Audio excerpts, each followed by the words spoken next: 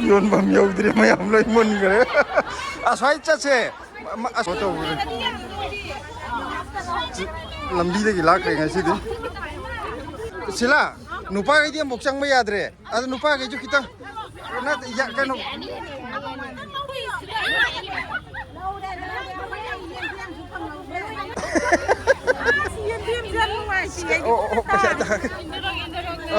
ꯁꯤꯗ ꯂꯩꯔꯦꯀꯣ ꯌꯥꯡꯈꯩ ꯀꯔꯝꯕ ꯀꯥꯟꯗ ꯐꯪꯗꯣꯏꯅꯣ ꯈꯪꯗ꯭ꯔꯦ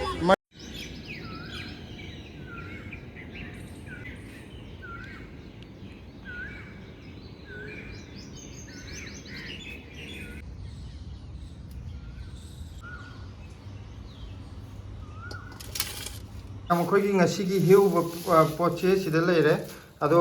ꯍꯥꯏꯐꯦꯠ ꯀꯌꯥꯝ ꯌꯥꯝꯒꯦꯗꯣ ꯎꯠꯅꯕꯅ ꯑꯩꯈꯣꯏꯅ ꯂꯣꯏꯅ ꯂꯧꯊꯣꯛꯄꯅꯤ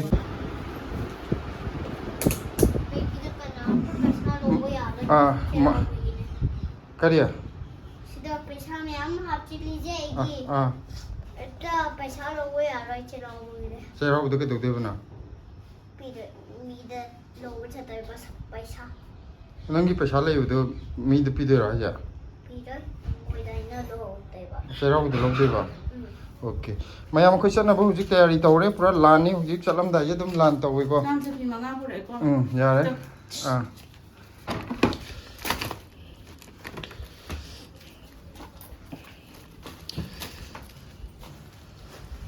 ꯑꯩꯗꯤ ꯁꯤ ꯅꯪ ꯑꯅꯤ ꯄꯥꯏꯕ ꯌꯥꯔꯣꯏꯗ꯭ꯔꯣ ꯑꯌꯥꯝꯕ ꯉꯥꯛꯇꯅꯦ ꯍꯥꯏꯗꯤ ꯚꯤꯗꯤꯑꯣ ꯅꯝꯃꯀꯥꯟꯗꯗꯤ ꯑꯩꯁꯦ ꯑꯩ ꯁꯤ ꯄꯥꯏꯔꯒꯦ ꯑꯔꯨꯝꯕꯗ ꯑꯩ ꯄꯥꯏꯔꯒꯦ ꯃꯌꯥꯝ ꯑꯩꯈꯣꯏ ꯍꯧꯖꯤꯛ ꯊꯣꯛꯂꯛꯑꯦ ꯉꯁꯤ ꯄꯣꯠ ꯌꯣꯟꯕꯒꯤ ꯑꯃꯨꯛ ꯊꯣꯛꯂꯛꯑꯦ ꯁꯤꯗꯅ ꯊꯣꯏꯊꯣꯏ ꯂꯩꯔꯦ ꯑꯩ ꯇꯨꯡꯗ ꯄꯣꯠ ꯆꯩ ꯈꯔ ꯄꯣꯔꯤ ꯁꯤ ꯎꯔꯔꯣꯏ ꯁꯤꯗꯩꯗꯅ ꯍꯋꯥꯏꯖꯥꯔꯒꯤ ꯕꯥꯁꯀꯦꯠꯅꯦ ꯊꯤꯂꯥ ꯍꯧꯖꯤꯛ ꯊꯣꯛꯂꯛꯑꯅꯤ ꯊꯤꯂꯥꯁꯨ ꯉꯥꯏꯔꯤ ꯊꯣꯛꯑꯝꯗꯥꯏꯁꯦ ꯅꯨꯡꯇꯤꯒꯤ ꯂꯥꯛꯑꯅꯤꯀꯣ ꯃꯌꯥꯝ ꯃꯈꯣꯏ ꯉꯁꯤꯒꯤ ꯑꯃꯨꯛ ꯕꯤꯖꯤꯅꯦꯁ ꯇꯧꯕ ꯊꯣꯛꯂꯛꯑꯦ ꯃꯌꯥꯝ ꯀꯩꯅꯣꯅꯦ ꯑꯩꯒꯤꯗꯤ ꯍꯕꯜꯗꯥꯔ ꯈꯣꯡꯒ꯭ꯔꯥꯎꯅ ꯃꯌꯥꯝ ꯇꯨ ꯍꯕꯜꯗꯥꯔ ꯈꯣꯡꯒ꯭ꯔꯥꯎ ꯀꯧꯕ꯭ꯔꯥ ꯊꯥꯏꯅꯒꯤ 1960s mattamgi police ki dress de ulake machi post taam se mana begam paire ain sida hawai jar paire aduga tung de jo ma pori aigi sai gi samjidi mai ga nam kan di post taam loi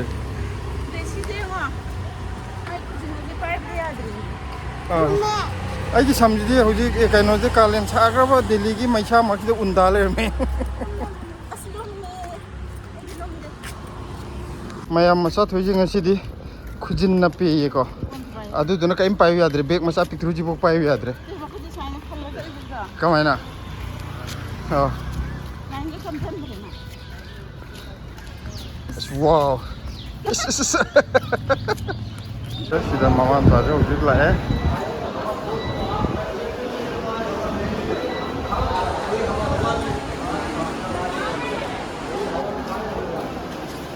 ꯑꯩꯅ ꯉꯁꯥꯏꯗꯒꯤ ꯁꯤꯂꯥꯅ ꯆꯠꯄꯁꯦ ꯌꯦꯟꯗꯦꯝ ꯄꯨꯕꯁꯤꯗꯅ ꯃꯤꯈꯩꯅ ꯍꯦꯛ ꯌꯦꯡꯉꯤꯅꯦꯅ ꯈꯟꯕ ꯃꯌꯥꯡꯈꯩꯁꯦ ꯑꯁ꯭ꯋꯥꯏꯗ ꯀꯤꯔꯨꯛ ꯀꯤꯔꯨꯛ ꯌꯦꯡꯕ ꯑꯗꯨꯒ ꯀꯣꯟꯅ ꯅꯤꯡꯁꯤꯡꯉꯦ ꯅꯪ ꯐꯅꯦꯛ ꯁꯦꯠꯄꯗꯨꯒꯤ ꯑꯣꯏ ꯂꯩ ꯍꯧꯖꯤꯛ ꯃꯩ ꯇꯥꯕ ꯌꯧꯔꯅꯤ ꯊꯕꯛ ꯆꯤꯟꯐꯝ ꯌꯧꯔꯦ ꯁꯤꯗꯩꯗꯤ ꯊꯕꯛ ꯆꯤꯜꯂꯅꯤ ꯃꯤ ꯈꯔꯗꯤ ꯂꯩꯔꯦ ꯑꯁ꯭ꯋꯥꯏꯗ ꯃꯤ ꯂꯩꯕ ꯎꯔꯦ ꯑꯩꯈꯣꯏ ꯂꯩꯕꯗ ꯑꯁꯤꯗ ꯑꯩꯈꯣꯏ ꯌꯧꯔꯛꯄꯗ ꯈꯨꯠ ꯍꯥꯏꯕ ꯌꯥꯎꯔꯛꯑꯦ ꯃꯤ ꯈꯔꯗꯤ ꯂꯩꯔꯦ ꯈꯨꯠ ꯍꯥꯏꯕ ꯌꯥꯎꯔꯛꯑꯦ ꯌꯦꯡꯉꯁꯦ ꯃꯌꯥꯝ ꯃꯤ ꯈꯔꯗꯤ ꯉꯥꯏꯕꯤꯔꯦ ꯀꯌꯥꯝ ꯌꯥꯝꯕ ꯌꯥꯝꯗꯕꯗꯤ ꯈꯪꯗꯦ ꯑꯁ꯭ꯋꯥꯏꯗꯒꯤ ꯑꯩꯈꯣꯏ ꯂꯥꯛꯄ ꯎꯕꯗ ꯈꯨꯠ ꯍꯥꯏꯔꯛꯄ ꯌꯥꯎꯔꯦꯀꯣ ꯍꯥꯏꯁ ꯄꯣꯠꯁꯤꯅ ꯉꯁꯤ ꯀꯝꯗꯧꯗꯣꯔꯤꯕꯣ ꯅꯍꯥꯟꯒꯤ ꯑꯗꯨꯃꯥꯏꯅ ꯑꯃꯨꯛ ꯅꯍꯥꯟꯒꯤ ꯀꯥꯆꯤꯟꯗꯨꯗꯅ ꯑꯗꯨꯝ ꯆꯪꯁꯤꯟꯈ꯭ꯔꯣ ꯁꯤꯂꯥ ꯑꯗꯨꯅ ꯐꯔꯦ ꯁꯤꯗꯩꯗ ꯃꯤ ꯉꯥꯏꯕ ꯌꯥꯎꯕꯤꯔꯦ ꯁꯣꯝꯗꯁꯨ ꯃꯌꯥꯝ ꯂꯩꯔꯦ ꯅꯪ ꯀꯥꯏ ꯂꯩ ꯀꯗꯥꯏ ꯇꯧꯒꯦ ꯍꯥꯏꯅꯣ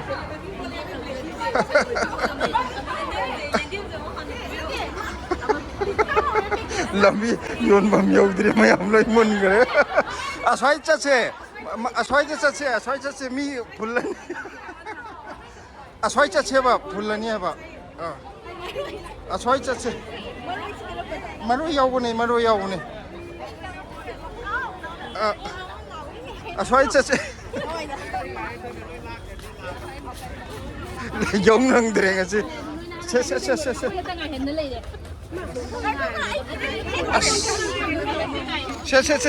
sida su kar yo ni ha ai à mayam cái nó tao làm đi đây cái lá cái ngày xưa đi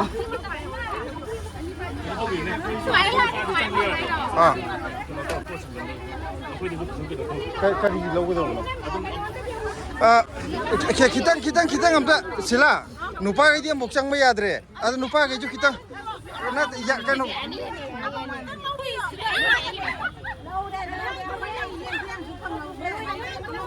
ari sidi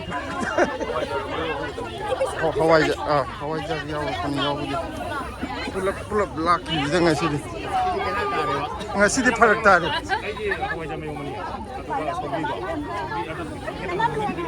Sauri cái gì hôm nay hỏi ra em tự nhiên gì vậy? Mayang tuh ya. Ibu nak sauri em tak lalu ke ibu. Aduh nasi lemu nak ada ibu jangan ada. Noi oi jangan biru pai lagi. Nupa cái gì em tak jangan ada. Adi nupi ngak tu ni nak mau cang menuai reba. Yang matonjo. Oh, pian jo.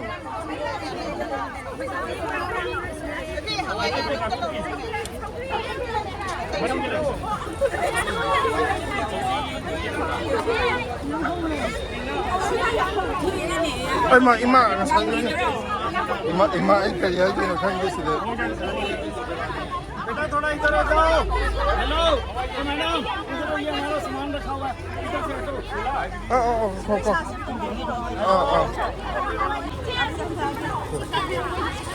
yang kai ngak tene ado din sabe yang kai ngak tene sana dum paisa je khan ga da word di mang at ngai bi jera ai di pharak ta re ho ko hoi yang kai ngak tene yare 자 양카이 시 서구리 안가면 로 위로 보자 시 합비로 보자 그치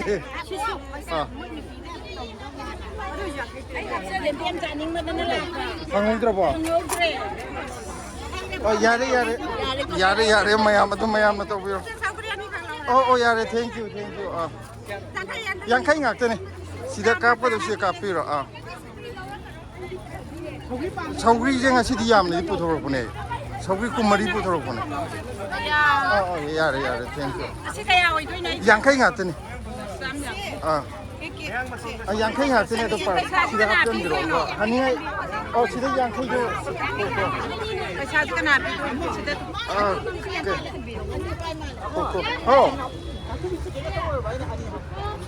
adu ko na hodra ba adu yare ko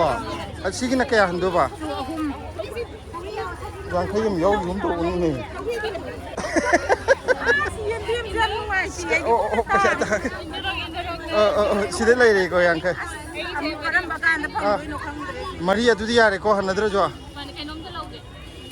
polythene lo adu di ngak ta ngai biro amma jida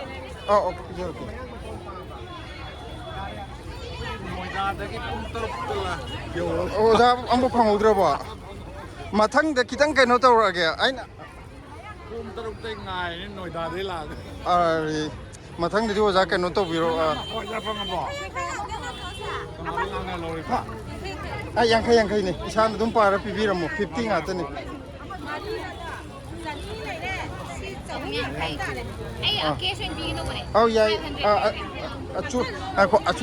case ओइना पिबदो ngaktang mini mangada ngai biro silade pibu ko aduga kap do disida kapiro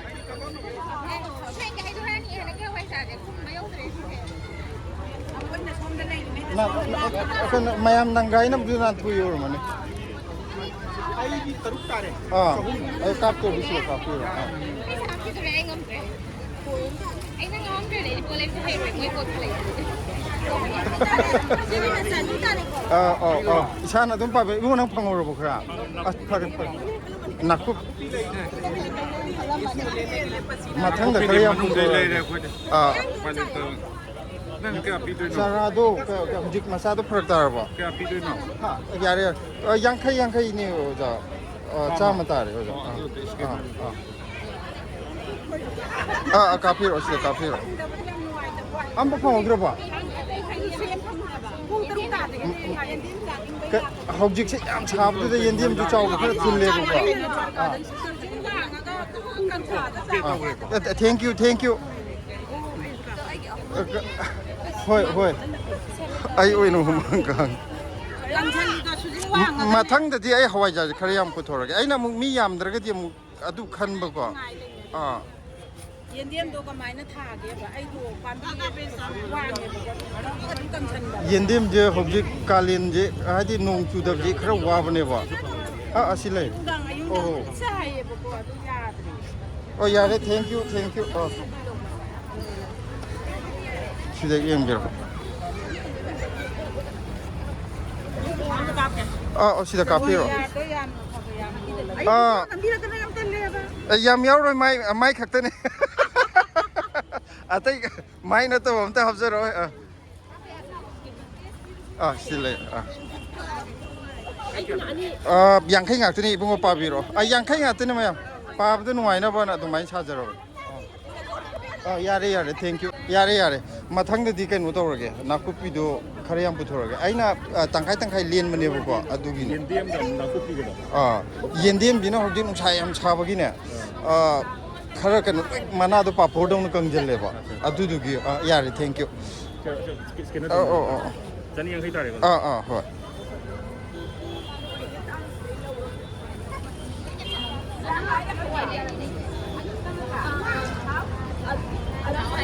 yare ko yare thank you ima mo phang udra ba hoi kaino ge mayang ton chara du di hok ji kaino to we haudri ba ai hun ge mu masa no ba ha hoi kaino ai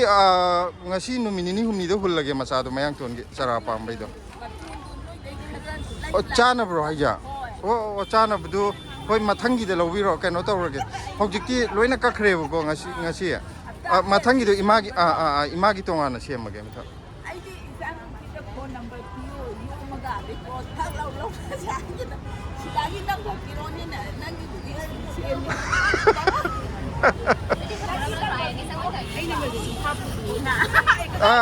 gi hojik pi ge mayam loi ra ga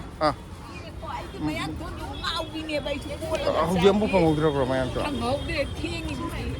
ada ai nong khalli ne noi de ne chu bakan isa ni pi ko nga ma khai ai phola da ki ge le rong na te masam to hon ge yam na khoi ge special ni kai no number ge sina bupa ya ma ya da yo ma thamai smai jong na ra es yam phaje ye ai ne si ji ai ke san gi do sina ai gi ro oi na lo re thank you si nung chi ye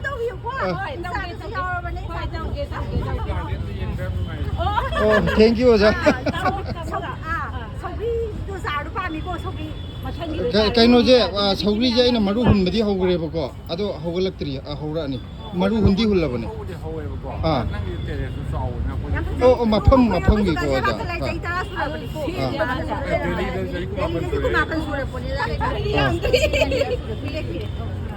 silai number mayam khoi pot yolubagi maru khwadi maru oiba tangka khai tare ko khoi gi paisa pa bagi tangka tune aduga ngasi video yon baje khoi je ngasi di mai tare da hai do ngasi di mai tare ngasi di mai yogi hon ge ngasi gi kai no do mayam video ye ako mayam khoi je poyon ba hale ga cha ising thong dona khotana thabai ngang cha cha loi kan da amu ꯍꯥꯏꯗꯤ ꯄꯩꯁꯥ ꯄꯥꯅꯕꯒꯤ ꯚꯤꯗꯤꯑꯣꯁꯦ ꯑꯃꯨꯛ ꯇꯧꯖꯔꯛꯏꯅꯦ ꯃꯌꯥꯝ surprise ꯑꯃ ꯊꯝꯖꯔꯤ ꯑꯩꯈꯣꯏꯅ surprise ꯑꯃ ꯊꯝꯖꯕꯤꯗ ꯎꯔꯛꯀꯦ ꯀꯔꯤ ꯁꯔꯄ꯭ꯔꯥꯏꯖꯅꯣ ꯍꯋꯥꯏꯖꯥꯔ ꯌꯣꯟꯕꯒꯤ ꯑꯗꯒꯤꯗꯤ ꯑꯩꯒꯤ ꯑꯆꯥꯄꯣꯠ ꯂꯩꯔꯛꯄꯒꯤ ꯄꯩꯁꯥ ꯄꯥꯕꯒꯤꯗꯣ ꯄꯩꯁꯥ ꯄꯥꯕꯒꯤꯁꯨ ꯑꯗꯒꯤꯗꯤ ꯑꯩꯒꯤ ꯄꯥꯔꯁꯤꯔꯥ ꯃꯃꯥ ꯑꯗꯨ ꯀꯩꯅꯣꯗꯨ ꯊꯣꯏꯊꯣꯏꯒꯤ ꯉꯁꯤ ꯃꯌꯥꯝ ꯑꯩꯈꯣꯏ ꯄꯩꯁꯥ ꯄꯥꯗ꯭ꯔꯤꯉꯩꯗ ꯀꯩꯅꯣꯝꯇꯪ ꯍꯥꯏꯖꯍꯧꯒꯦ ꯉꯁꯤ ꯑꯩꯈꯣꯏꯒꯤ ꯍꯋꯥꯏꯖꯥꯔ ꯂꯩꯕ ꯂꯥꯛꯄ ꯀꯁꯇꯃꯔ ꯑꯃꯒꯤ ꯀꯩꯅꯣ ꯃꯥꯅ ꯒꯤꯐ ꯄꯤꯕꯤꯔꯛꯑꯦꯕꯀꯣ ꯕ꯭ꯂꯦꯁꯤꯒꯤꯅꯦ ꯊꯣꯏꯊꯣꯏꯒꯤꯅꯦ ꯑꯗꯨꯒ ꯀꯀꯥꯒꯤꯒ ꯕ꯭ꯂꯦꯁꯤꯒꯤꯅꯦ ꯊꯣꯏꯊꯣꯏꯒꯤꯅꯦ ꯀꯀꯥꯒꯤꯒ ꯕ꯭ꯂꯦꯁꯤꯒꯤꯅꯦ ꯑꯗꯨꯒ ꯁꯤꯂꯥꯒꯤꯅꯦ ꯑꯗꯨꯒ ꯑꯩꯒꯤꯒ ꯁꯤꯗ ꯌꯥꯝ ꯎꯅꯤꯡꯉꯦ ꯁꯤꯗ ꯎꯠꯍꯜꯂꯒꯦꯁꯦ ꯁꯤꯗ ꯀꯅꯥꯒꯤꯅꯣꯁꯦ ꯀꯅꯥꯅ ꯍꯥꯏꯔꯣ ꯁꯤꯅ ꯄꯄꯥꯒꯤ ꯁꯦ ꯅꯛꯁꯜꯂꯒ ꯍꯥꯏꯔꯛꯀꯦ ꯇꯞꯅ ꯍꯥꯏꯌꯣ ꯃꯌꯥꯝ ꯇꯨ ꯁꯤꯅ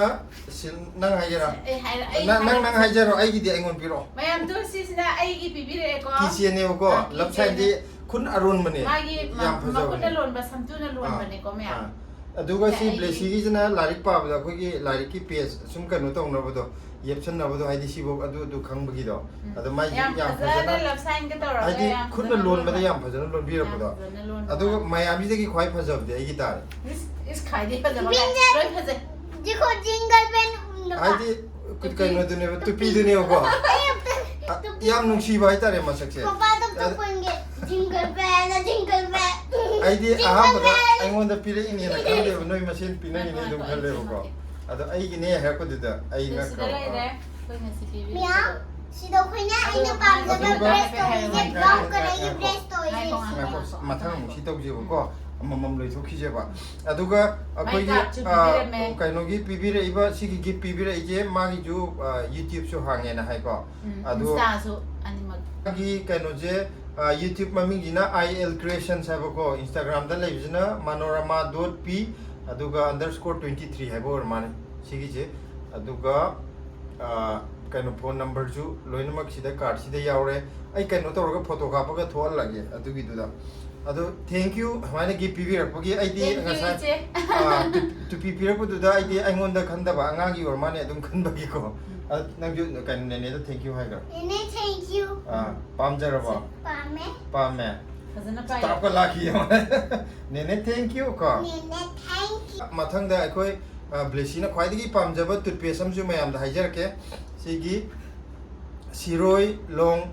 ꯗꯦꯟꯇꯤ ꯍꯥꯏꯁꯦ ꯑꯩꯈꯣꯏꯒꯤ ꯀꯩꯅꯣꯅꯦ ꯃꯥꯒꯤ ꯀꯩꯅꯣꯒꯤ ꯇꯨꯠꯄꯦꯁꯁꯤꯒꯤ ꯃꯃꯤꯡꯁꯦ ꯗꯥꯟꯇꯤꯗꯤ ꯌꯥꯏ ꯀꯩꯅꯣ ꯇꯧꯅꯕ ꯁꯤꯔꯣꯏ ꯑꯩꯈꯣꯏ ꯌꯨꯝꯒꯤ ꯁꯤꯔꯣꯏꯗꯨꯅꯦꯀꯣ ꯑꯗꯣ ꯁꯤꯒꯤꯁꯦ ꯌꯥꯝ ꯊꯤꯅ ꯅꯨꯡꯉꯥꯏ ꯁꯦꯡꯕ ꯕ꯭ꯂꯦꯁꯤꯒꯤ ꯐꯦꯚꯣꯔꯥꯏꯠ ꯑꯣꯏꯔꯦ ꯀꯩꯅोने मैम आयुर्वेदिकनीको हां मा कलर से पामदेने व्हाइट कलर की एकदम सेंगमेबको कोना सिदि अमतंग टेस्ट तौबिदगी मा सिदा एकदम सेंग लेरे अखोगी सेंसोडाइन दो सिजनबनेबको सेंसोडाइन दो पाइबि याद्रे सि सिजन गिबदगी आदि याम नुंगायना मैम सिजु सिजनब याम नुंगाय मैम जो समय सिजन ने बियो खोजु थिलके नगोंदु समय सिजन बियो समय ने जो सिजन दी या जम स्ट्रांग ओय याजे जिनियाम चंगदे अदुगो याम नुंगायबमना अखोगी याम नुंगायबले ब्रश तौलो मतुंगदने यामना तुमिना ले अदुम आय वीडियो नंबर होगा हायनो ओके ओके सिम सिजे खोजु ब्रश सिंग बजाम नुमायबा अदिगी ब्रश सिंग जुयाम नुमायजु अदुम नुमाय अदुगो मयाम कैनोजे सिगी सिरोय देन कैनोगी लोंग डेंटी जे canoe तौबने अखोगी Assam लोमदजु Marang कायना fungi अदुगा मणिपुरदजु फंगाबने अदुदुना मयाम अमतंग try तौबियो सिजनबे याम नुंगायबने हाइदि सिजन कैनोने खंगनी हाइतारे प्राइसु अतांगो इदे अदुगा आयुर्वेदिकनी सिजनबे याम थि नुंगाय सिजमा अखोई इसाना सिजनबनिना मयाम दे रिकमेंड तौबदा माइसो पोइना खंजबा प्रोडक्ट ओइबदो अदुदुना सिजमजु मयाम अमतंग ट्राई तौबियो अदुगा कैनोना मयाम थाजु बिद्रगजु सिजनर मतुंगदा फै फते द मयाम गी कैनोदो अदुम फीडबैक तो अदुम हाबिरो अखोई तरफतगिदी 100% रिकमेंड तौजरी सिजमा याम नुंगायको अदुगो ममांगी अखोइनो जु पंजगिबा IL Creation दुजु मयाम चंगागा मागी करी करी लोंबा सब्सक्राइब तो बिरमो अदुगा वीडियो दु लोइनमक येंगागा अखोइगी मयामगी अपाम लेरगदी दुम ऑर्डर तोक्सन बिबियानिको अदुगो मसीदी ब्लेसिगी अचापोसु याम पिबिरमे ꯑꯗꯣ ꯀꯩꯅꯣꯅ ꯑꯍꯥꯟꯕꯅ ꯅꯦꯅꯦ ꯅꯤꯔꯃꯂꯥꯅ ꯑꯩꯈꯣꯏꯒꯤ ꯌꯨꯇ꯭ꯌꯨꯕꯇꯒꯤ ꯈꯪꯅꯕ ꯅꯦꯅꯦꯒ ꯀꯀꯥꯒ ꯑꯃꯅ ꯄꯤꯕꯤꯔꯝꯃꯦ ꯅꯦꯅꯦ ꯀꯀꯥꯒꯤ ꯍꯩ ꯃꯍꯤ ꯌꯥꯝ ꯂꯩꯕꯤꯔꯝꯕꯅꯦ ꯁꯤꯁꯤꯅ ꯅꯦꯅꯦ ꯃꯣꯏ ꯑꯅꯤ ꯆꯠꯂ ꯂꯩꯃꯤꯟꯅꯔꯦ ꯁꯤꯅ ꯅꯦꯅꯦ ꯅꯤꯔꯃꯂꯥꯅ ꯄꯤꯔꯝꯕꯅꯦ ꯊꯦꯡꯛ ꯌꯨ Thank you. ꯑꯗꯨꯒ ꯊꯦꯡꯛ ꯌꯨ ꯐꯖꯅ ꯍꯥꯏꯌꯣ Thank you. ꯉꯁꯥꯏ ꯀꯀꯥꯒ ꯅꯦꯅꯦꯒꯗꯨ ꯋꯥꯔꯤꯗꯤ ꯌꯥꯝ ꯀꯨꯏꯅ ꯁꯥꯟꯅꯈ꯭ꯔꯦ ꯃꯃꯤꯡꯗꯤ ꯍꯪꯍꯧꯗꯦ ꯃꯃꯤꯡ ꯅꯨꯄꯤꯗꯨꯗꯤ ꯁꯂꯩꯖꯥꯕ꯭ꯔꯣ ꯑꯗꯨꯃꯥꯏꯅ ꯍꯥꯏꯕꯅꯤ ꯅꯨꯄꯥꯗꯨꯗꯤ ꯈꯪꯍꯧꯗꯦ ꯁꯩꯂꯦꯖꯥ ꯅꯨꯄꯥ ꯃꯆꯥꯗꯨꯁꯨ ꯀꯩꯅꯣ ꯇꯧꯍꯧꯗ꯭रे ꯋꯥꯔꯤꯗꯤ ꯌꯥꯝ ꯅꯨꯡꯉꯥꯏꯅ ꯁꯥꯟꯅꯩ ꯑꯗꯨꯒ ꯃꯃꯤꯡꯗꯤ ꯍꯪꯍꯧꯗ꯭रे ꯈ꯭ꯋꯥꯏꯗꯒꯤ ꯃꯔꯨ ꯑꯣꯏꯕ ꯄꯣꯠ ꯍꯥꯏꯇꯥꯔꯦ ꯚꯤꯇꯥꯃꯤꯟ ꯑꯃ ꯅꯦꯅꯦ ꯀरुणाꯅ ꯄꯤꯔꯛꯄ ꯚꯤꯇꯥꯃꯤꯟꯗꯣ ꯑꯗꯨ ꯆꯥꯔꯗꯤ ꯑꯆꯥꯄꯣꯠ ꯆꯥꯕ ꯌꯥꯗꯦ ꯑꯗꯨ ꯆꯥ ꯂꯣꯏꯔꯀꯥꯟꯗ ꯇꯨꯝꯒꯗꯕ ꯌꯥꯔꯦꯁꯦ ꯑꯗꯣ ꯃꯌꯥꯝ ꯉꯁꯤꯒꯤ ꯄꯣꯠ ꯌꯣꯟꯕ ꯈꯨꯌꯣꯟꯁꯤꯗꯤ ꯑꯩꯅ ꯑꯃꯠꯇ ꯇꯝꯍꯧꯗ꯭ꯔꯦ ꯍꯥꯏꯇꯥꯔꯦ ꯉꯁꯤꯗꯤ ꯀꯃꯥꯏꯅ ꯇꯧꯒꯦꯗ ꯑꯩꯈꯣꯏꯁꯤ ꯏꯁꯀꯦꯂꯦꯇꯔ ꯀꯥꯈꯠꯂꯛꯄꯗ ꯏꯁꯀꯦꯂꯦꯇꯔ ꯃꯇꯣꯟꯗꯨꯗ ꯃꯌꯥꯝꯁꯦ ꯉꯥꯏꯔꯒ ꯑꯗꯨꯗꯩ ꯂꯥꯛꯅꯕ ꯍꯧꯔꯦꯕꯀꯣ ꯑꯗꯨꯒ ꯃꯌꯥꯝ ꯑꯩꯈꯣꯏꯒꯤ ꯐꯝꯐꯝꯗ ꯍꯥꯟꯅꯒꯤ ꯍꯦꯛ ꯐꯝꯐꯝ ꯑꯣꯏꯕꯗꯨꯗ ꯐꯝꯃꯒ ꯉꯥꯏꯖꯔꯝꯕ ꯀꯥꯡꯕꯨꯗꯣ ꯑꯗꯨꯗꯤ ꯏꯐꯪꯕꯨ ꯐꯪꯍꯧꯗ꯭ꯔꯦ ꯍꯥꯏꯗꯤ ꯀꯩꯅꯣ ꯇꯧꯔꯒ ꯃꯣꯏꯗꯤ ꯌꯣꯟꯐꯝꯗ ꯂꯥꯛꯀꯗꯣꯏꯅꯦꯅ ꯉꯥꯏꯅꯔꯤꯅꯦꯕ ꯉꯁꯤꯒꯤ ꯚꯤꯗꯤꯑꯣꯁꯤꯗꯤ ꯅꯨꯄꯥꯈꯩ ꯐꯪꯍꯧꯗ꯭ꯔꯦ ꯅꯨꯄꯤꯅ ꯃꯃꯥꯡ ꯂꯣꯏ ꯊꯥꯈꯤꯗꯅ ꯃꯣꯏ ꯆꯪꯕ ꯌꯥꯗ꯭ꯔꯕ ꯑꯗꯨꯗꯨꯅ ꯂꯥꯝꯃꯒ ꯑꯃꯅꯤꯗꯤ ꯄꯤꯈꯤꯕꯅꯦ ꯑꯗꯣ ꯉꯁꯤꯒꯤ ꯅꯨꯃꯤꯠꯁꯤꯗ ꯄꯣꯠ ꯆꯩꯁꯦ ꯍꯥꯏꯗꯤ ꯑꯩꯅ ꯑꯣꯏꯅ ꯃꯃꯥꯡꯗꯗꯤ ꯍꯥꯏꯗꯤ ꯄꯤꯗꯅ ꯑꯗꯨꯒꯤꯅ ꯉꯁꯤꯁꯤꯗꯤ ꯕꯦꯒ ꯑꯃꯗꯒꯤ ꯃꯤ ꯑꯃꯃꯨꯛ ꯂꯣꯏꯅꯃꯛ ꯂꯧꯈ꯭ꯔꯦ ꯏꯁꯀꯦꯂꯦꯇꯔꯗꯒꯤ ꯀꯩꯅꯣꯒ ꯕꯦꯒ ꯀꯩꯅꯣ ꯍꯣꯏ ꯇꯧꯔꯒ ꯑꯗꯒꯤꯗꯤ ꯕꯦꯒ ꯑꯃꯁꯦ ꯂꯣꯏꯈ꯭ꯔꯦꯗꯅ ꯕꯦꯒ ꯑꯃꯗꯒꯤ ꯄꯣꯠ ꯆꯩꯁꯦ ꯂꯣꯏꯅꯃꯛ ꯂꯣꯏꯈ꯭ꯔꯦꯗꯅ ꯑꯗꯒꯤꯗꯤ ꯕꯦꯒ ꯑꯃꯁꯦ ꯑꯃꯨꯛ ꯂꯣꯏꯈ꯭ꯔꯦ ꯕꯦꯒ ꯑꯃꯁꯦ ꯑꯃꯨꯛ ꯍꯥꯡꯗꯣꯛꯑꯦ ꯑꯗꯩꯁꯨ ꯃꯤꯁꯤꯡꯁꯦ ꯑꯩꯅ ꯑꯝꯇ ꯄꯤꯕ ꯅꯠꯇꯦꯀꯣ ꯑꯗꯨꯁꯨ ꯄꯨꯔꯥ ꯂꯣꯏꯈ꯭ꯔꯦ ꯑꯗꯒꯤ ꯍꯋꯥꯏꯖꯥꯔꯒꯤꯁꯦ ꯑꯩꯅ ꯍꯥꯡꯗꯣꯛꯇ꯭ꯔꯤ ꯃꯁꯥꯅ ꯑꯗꯨꯝ ꯍꯣꯏ ꯃꯁꯥꯅ ꯑꯗꯨꯝ ꯍꯥꯡꯗꯣꯛꯑꯒ ꯂꯣꯏꯅꯃꯛ ꯂꯧꯅꯈ꯭ꯔꯦꯕ ꯑꯗꯨꯅ ꯉꯁꯤꯒꯤ ꯅꯨꯃꯤꯠꯁꯤꯒꯤ ꯄꯣꯠ ꯈꯨꯌꯣꯟꯁꯤꯗꯤ ꯑꯩ ꯏꯁꯥꯅ ꯑꯝꯇ ꯇꯝꯍꯧꯗ꯭ꯔꯦ ꯃꯃꯥꯡꯗ ꯅꯨꯄꯤ ꯃꯌꯥꯝ ꯍꯨꯞꯆꯜꯂ ꯂꯩꯈ꯭ꯔꯕꯅꯤꯅ ꯅꯨꯄꯥꯒꯤꯗꯨ ꯆꯪꯕ ꯌꯥꯗ꯭ꯔꯦꯗꯅ ꯑꯩꯉꯣꯟꯗꯁꯨ ꯑꯁ ꯇꯥꯃꯣ ꯑꯩꯈꯣꯏ ꯅꯨꯄꯥꯒꯤꯗꯤ ꯑꯝꯇ ꯆꯪꯕ ꯌꯥꯗ꯭रे ꯄꯣꯠꯇꯨ ꯈꯤꯇ ꯑꯩꯈꯣꯏꯒꯤꯁꯨ ꯅ ꯍꯥꯏꯔꯛꯑꯦ ꯑꯗ ꯑꯩꯁꯨ ꯆꯪꯕ ꯀꯗꯥꯏ ꯌꯥ ꯅꯨꯄꯤ ꯃꯌꯥꯝꯗꯨ ꯍꯨꯞꯆꯟꯕ ꯌꯥꯗꯕꯅꯤꯅ ꯑꯩꯅ ꯂꯥꯎꯔꯛꯄꯗꯣ ꯌꯥꯝꯅꯁꯨ ꯌꯥꯝꯗ꯭ꯔꯁꯨ ꯈꯤꯇ ꯑꯣꯏꯔꯁꯨ ꯑꯗꯨꯃꯥꯏꯅ ꯇꯧꯅꯔꯗꯤ ꯍꯥꯏꯗꯤ ꯅꯨꯄꯥꯒꯩꯗꯨꯗꯤ ꯅꯨꯄꯤꯒꯩ ꯃꯁꯦꯟꯗꯤ ꯏꯟꯖꯟꯅꯕ ꯌꯥꯈ꯭ꯔꯦꯗ ꯅꯨꯄꯥꯒꯩꯗꯨꯗꯤ ꯑꯃꯨꯛ ꯌꯥꯗꯕꯗꯣ ꯑꯗꯨꯕꯨ ꯌꯥꯝ ꯊꯤꯅ ꯅꯨꯡꯉꯥꯏꯈ꯭ꯔꯦ ꯃꯌꯥꯝ ꯁꯤ ꯇꯧꯔꯤꯁꯦ ꯑꯇꯩꯒꯤ ꯅꯠꯇꯦꯕ ꯃꯌꯥꯝꯅ ꯅꯨꯡꯁꯤꯕꯤꯕꯒꯤꯅꯦꯕ ꯂꯥꯛꯏꯁꯦ ꯍꯥꯏꯗꯤ ꯑꯩꯈꯣꯏ ꯁꯤꯗ ꯐꯪꯉꯤꯕ ꯄꯣꯠꯁꯤꯗꯤ ꯁꯤꯗꯒꯤ ꯍꯦꯟꯅ ꯀꯩꯅꯣ ꯇꯧ ꯃꯔꯥꯡ ꯀꯥꯏꯅ ꯂꯣꯏꯅꯃꯛ ꯃꯅꯤꯄꯨꯔꯤ ꯗꯨꯀꯥꯟꯗ ꯃꯌꯥꯝ ꯑꯃ ꯐꯪꯉꯤꯅꯦꯕꯀꯣ ꯃꯅꯤꯄꯨꯔꯤ ꯁꯣꯞꯁꯤꯡꯗ ꯑꯗꯨ ꯑꯣꯏꯔꯒꯁꯨ ꯑꯗꯨꯗ ꯂꯩꯗꯗꯅ ꯑꯩꯈꯣꯏꯒꯤda ꯂꯥꯛꯄꯤꯔꯤꯁꯦ ꯁꯨꯝ ꯃꯌꯥꯝ ꯅꯨꯡꯁꯤꯕꯤꯕꯒꯤ ꯍꯥꯏꯇꯥꯔꯦ ꯑꯗꯨ ꯁꯨꯃꯥꯏꯅ ꯅꯨꯡꯁꯤꯕꯤꯕꯒꯤ ꯊꯦꯡꯛ ꯌꯨ ꯑꯗꯨꯒ ꯑꯗꯨꯗꯨꯒ ꯍꯟꯗꯛꯇꯤ ꯄꯩꯁꯥꯅ ꯄꯥꯊꯣꯛꯁꯦ ꯑꯗꯨꯒ ꯍꯥꯏꯁꯦ ꯑꯗꯨꯗꯨꯒ ꯍꯟꯗꯛꯇꯤ ꯑꯩꯈꯣꯏꯒꯤ ꯁꯧꯒ꯭ꯔꯤꯁꯦ ꯍꯥꯏꯗꯤ ꯇ꯭ꯔꯤꯄꯜ ꯑꯣꯏꯅ ꯄꯨꯊꯣꯛꯄꯒꯤ ꯃꯑꯣꯡꯅꯦꯕꯀꯣ ꯗꯕꯜꯗꯒꯤꯁꯨ ꯈꯔ ꯍꯦꯜꯂꯦ ꯍꯥꯏꯇꯥꯔꯦ ꯇ꯭ꯔꯤꯄꯜꯃꯛ ꯌꯧꯗ꯭ꯔꯁꯨ ꯑꯗꯨꯗꯒꯤ ꯗꯕꯜꯗꯒꯤ ꯈꯤꯇꯪꯗꯤ ꯍꯦꯟꯗ꯭ꯔꯣ ꯃꯃꯥꯡꯗ 14 14ꯔꯥ ꯗꯕꯜ ꯍꯦꯜꯂꯦ ꯗꯕꯜ ꯍꯦꯜꯂꯦ ꯑꯗꯨꯗꯨꯃꯗꯤ ꯑꯩꯈꯣꯏ ꯈꯤꯇꯪ ꯅꯨꯡꯉꯥꯏꯔꯗꯤ ꯃꯃꯥꯡꯗ ꯐꯪꯗꯕꯒꯤ ꯃꯌꯥꯝꯗꯣ ꯍꯟꯗꯛꯇ ꯈꯤꯇꯪꯗ ꯑꯣꯏꯔꯁꯨ ꯃꯃꯥꯡꯗꯒꯤ ꯈꯤꯇꯪꯗ ꯍꯦꯟꯅꯗꯤ ꯄꯤꯕ ꯃꯥꯜꯂꯦꯀꯣ ꯑꯗꯣ ꯉꯁꯤ ꯐꯪꯅꯗꯕꯁꯨ ꯃꯌꯥꯝ ꯌꯥꯎꯋꯦ ꯑꯗꯨ ꯑꯣꯏꯔꯒ ꯃꯊꯪꯗ ꯑꯃꯨꯛ ꯈꯔ ꯑꯃꯨꯛ ꯌꯥꯝꯅ ꯅꯣꯡ ꯆꯨꯕꯤꯔꯒꯗꯤꯀꯣ ꯃꯌꯥꯝ ꯅꯣꯡ ꯆꯨꯕꯤꯌꯣꯅ ꯄ꯭ꯔꯦ ꯇꯧꯕꯤꯌꯣ ꯗꯦꯜꯂꯤꯗ ꯍꯥꯏꯗꯤ ꯅꯣꯡ ꯈꯤꯇꯪ ꯑꯩꯈꯣꯏꯅ ꯆꯨꯕꯤꯌꯣꯅ ꯏꯁꯤꯡ ꯆꯥꯏꯖꯕꯁꯤꯒ ꯅꯣꯡ ꯆꯨꯔꯛꯄꯒ ꯀꯩꯅꯣ ꯇꯧꯕ ꯅꯣꯡ ꯆꯨꯕꯁꯤꯅ ꯍꯦꯜꯂꯦꯕ ꯄꯣꯠꯁꯦ ꯐꯕ ꯑꯩꯈꯣꯏꯅ ꯁꯤꯗꯩꯗ ꯐꯅ ꯃꯈꯣꯡ ꯌꯥꯜꯂꯁꯨ ꯁꯟꯊꯤ ꯂꯩꯈꯣꯛ ꯐꯅ ꯍꯥꯞꯄꯒꯁꯨ ꯏꯁꯤꯡ ꯐꯅ ꯆꯥꯏꯔꯒꯁꯨ ꯃꯥꯒꯤ ꯃꯁꯥꯒꯤ ꯆꯨꯔꯛꯄꯒꯤ ꯅꯣꯡꯁꯤꯅ ꯑꯗꯨꯝ ꯄꯣꯠꯁꯤ ꯕ꯭ꯔꯪ ꯀꯥꯞꯄꯁꯤ ꯍꯦꯜꯂꯦꯕ ꯍꯥꯏꯗꯤ ꯃꯣꯏ ꯑꯣꯛꯅꯕ ꯂꯧꯖꯕꯗꯣ ꯑꯗꯨ ꯑꯣꯏꯔꯦꯗꯅ ꯑꯗꯒꯤ ꯅꯣꯡ ꯇꯥꯔꯛꯄꯁꯤꯗꯤ ꯃꯤꯅꯔꯦꯜ ꯀꯩꯀꯩ ꯃꯌꯥꯝꯁꯨ ꯃꯔꯥꯡ ꯀꯥꯏ ꯌꯥꯎꯋꯤꯗꯅ ꯑꯩꯈꯣꯏ ꯁꯤꯗ ꯍꯧꯖꯤꯛ ꯑꯌꯥꯝꯕꯁꯨ ꯌꯥꯝ ꯋꯥꯔꯤꯁꯦ ꯀꯥꯂꯦꯟꯒꯤ ꯌꯥꯝ ꯁꯥꯕꯁꯦ ꯁꯤꯗ ꯗꯦꯜꯂꯤꯒꯤ ꯈꯨꯠꯁꯥꯁꯤꯗꯤ ꯃꯌꯥꯝ ꯈꯪꯕꯤꯔꯝꯃꯅꯤ ꯄꯨꯔꯥ ꯃꯩꯐꯨꯅꯤ ꯁꯤꯗꯩꯗ ꯄꯣꯠ ꯊꯥꯔꯤꯁꯤ ꯌꯥꯝ ꯊꯤꯅ ꯋꯥꯏꯀꯣ ꯑꯁꯦꯡꯕꯗꯤ ꯑꯃꯨꯛꯀꯗꯤ ꯑꯁ ꯌꯣꯜꯂꯔꯣꯏꯁꯤꯔ ꯍꯟꯗꯛꯇꯤ ꯀꯩꯅꯣ ꯇꯧꯔꯦ ꯄꯣꯠꯁꯤꯁꯨ ꯂꯣꯏꯅꯃꯛ ꯀꯪꯁꯤꯜꯂꯦꯒ ꯈꯜꯂꯦꯕ ꯑꯗꯨ ꯑꯣꯏꯔꯒꯁꯨ ꯃꯌꯥꯝꯒ ꯄꯨꯟꯕꯒꯤ ꯅꯨꯡꯉꯥꯏꯕꯁꯦ ꯁꯤꯁꯤꯅ ꯑꯋꯥꯕ ꯂꯣꯏ ꯀꯥꯎꯕ ꯍꯥꯏꯇꯥꯔꯦ ꯑꯁꯥꯕ ꯃꯩꯐꯨ ꯌꯥꯏꯕꯒ ꯆꯞ ꯃꯥꯟꯅꯩꯀꯣ ꯃꯌꯥꯝ ꯍꯧꯖꯤꯛ ꯈ꯭ꯋꯥꯏꯗꯒꯤ ꯃꯔꯨꯑꯣꯏꯕ ꯃꯇꯥꯡꯁꯤ ꯉꯁꯤꯒꯤ ꯚꯤꯗꯤꯑꯣꯒꯤ ꯀꯟꯀ꯭ꯂꯨꯖꯟ ꯍꯥꯏꯇꯥꯔꯦꯀꯣ ꯁꯤ ꯀꯩꯅꯣ ꯇꯧꯔꯒꯦ ꯑꯩꯒꯤ ꯖꯤꯄꯦꯗ ꯆꯪꯉꯛꯄ ꯃꯌꯥꯝꯗꯣ ꯑꯩꯅ ꯁꯤ ꯀꯥꯜꯀꯨꯂꯦꯠ ꯇꯧꯊꯣꯛꯄꯒꯤꯅꯦ ꯑꯗꯣ ꯖꯤꯄꯦꯗ ꯆꯪꯉꯛꯄꯁꯦ ꯂꯨꯄꯥ 2,250 ꯑꯃ ꯖꯤꯄꯦꯗ ꯀꯥꯞꯄꯤꯔꯝꯃꯦ ꯃꯌꯥꯝꯅ ꯑꯗꯨꯒ ꯑꯩ ꯄꯣꯀꯦꯠꯇ ꯃꯌꯥꯝꯅ ꯍꯥꯞꯆꯤꯟꯕꯤꯔꯝꯕ ꯍꯥꯏꯁꯦ ꯄꯣꯠ ꯂꯩꯕꯩ ꯄꯩꯁꯥ ꯄꯤꯔꯝꯕꯅꯤꯀꯣ ꯆꯨꯝꯅ ꯀꯩꯅꯣ ꯇꯧꯕ ꯅꯠꯇꯦ ꯃꯃꯥꯒꯤꯗꯤ ꯌꯥꯝꯗꯦ ꯄꯄꯥꯒꯤꯗꯤ ꯌꯥꯝ ꯌꯥꯝꯃꯦ ꯄꯄꯥꯅ ꯃꯁꯤꯡ ꯌꯥꯝꯕ ꯍꯦꯜꯂꯤꯀꯣ ꯃꯃꯥꯒꯤꯗꯤ ꯌꯥꯝ ꯃꯆꯨꯗꯤ ꯑꯃꯨꯕꯁꯤꯅ ꯍꯦꯜꯂꯤꯅꯦ ꯌꯥꯝꯕ ꯃꯌꯥꯝ ꯁꯤꯗꯩꯗ ꯂꯨꯄꯥ 100 100 700 700 1,900 ꯑꯩ ꯁꯤꯗꯩꯗ ꯂꯨꯄꯥ 1,900 ꯑꯃ ꯑꯆꯣꯏꯕ ꯍꯥꯞꯄꯤꯔꯝꯃꯦ ꯃꯌꯥꯝꯅ ꯑꯗꯨꯒ ꯑꯩꯉꯣꯟꯗꯅ 1,500ꯁꯦ ꯑꯩꯅ ꯉꯁꯥꯏ ꯍꯟꯗꯣꯛ ꯍꯟꯖꯤꯟ ꯇꯧꯕꯒꯤ ꯂꯨꯄꯥ 500 ꯑꯃ ꯄꯨꯕꯅꯦꯕ ꯂꯨꯄꯥ 100 ꯆꯠꯄꯤ ꯑꯗꯨꯒ 5 ꯑꯣꯏꯔꯒ 1,000 ꯑꯃ ꯑꯩꯉꯣꯟꯗ ꯅꯉꯣꯟꯗ 1,000 ꯁꯤꯗ 1,900 ꯑꯃ ꯑꯗꯒꯤ ꯁꯤꯗ 2,200 1,250 plus si chanipan tokchangrage plus lising ama daireko adudi mayam akhogi ngasi sichari baji lupa lising mariga supnagi yankai lising mariga yankai Lising Mari yobra. yawe Oh. lising mariga Ay kunok je. ado mayam yam nungaireko lakpi bagi ado mathang dadi sumai tawge khali paisa piram baje silada piram bana silagi oijagi ba Ya de ado ingoda pharak dani ko ya. Kay gi mada photo hadi aina tambani na ai bisa lo wai diving fangdre ba. ado mayam adu ya de hiro ko mayam. KSP ba gidi silada loi piyo na hai bane mayam na nungsidana silada pining de kakado pining ena ngon piram ba yaw dadi ai kamaina sangon piram gano hai bino Ay ngasi gi por kriyon da de pesa pi ba hiwa ba suban bande. Pot han lo ni yaw ni style. Ado mayam video di ren sana di number fangdre ko hadi ai sida video number ka hai ya pharak da da ni kam ta cham janati akhoi na khangba gi akhoi na oina haijari sine ba simai simai tawe ko le do. ai sigi video mong de namma kana nungai ni sumaina namma kana nungai ni kai do amta yati hai ba ai ngong hopchela ka kari na tawri je na somai pai na dum lai gram ne mayam aduna mayam yam nungai re yam sang to khidore video jenga sigi oina di matang ida loisan jare ko matang gi video da muk theng nar je bye